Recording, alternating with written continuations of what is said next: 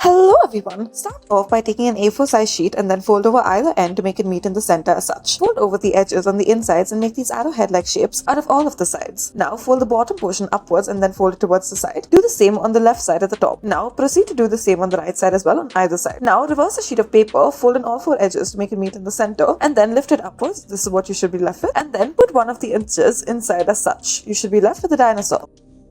Now we'll be learning how to make the strawberry. In order to do so, start off by taking a square sheet of paper, then fold over into a square, then fold over either of the edges and then make this diamond-like shape out of it. Fold the bottom edge upwards as such. Now reverse the sheet of paper and repeat the step once more. Fold it upwards and then puff out the entire inner portion of it. Now fold the edges inside and then afterwards take a green sheet of paper, fold it up into this triangle, then cut off one of the edges. This is what you should be left with. Open it out and then make a stem out of it, add it on the inside in the center, stick it at the top of your strawberry and add black dots all around.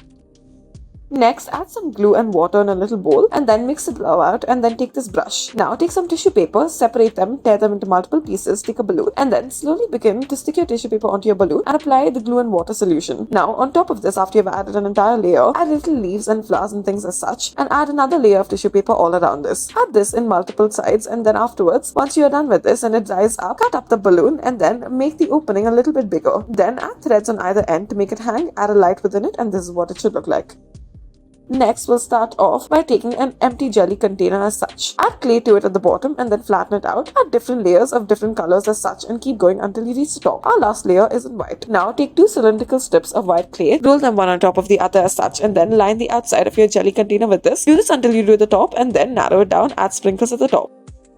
Now, we'll be learning how to make this little parachute. In order to do so, we'll start off by taking a little plastic bag. We have taken a blue one and now cut it open as such. Fold it over diagonally as such in order to make this triangular shape. Then cut a curved edge at one of the sides. Make a hole through it as such and now open it out. Take a thread and then in all of the holes that you've created, add threads to it as such and then draw it together. Now add your item at the bottom of this and now throw it and then let it fall.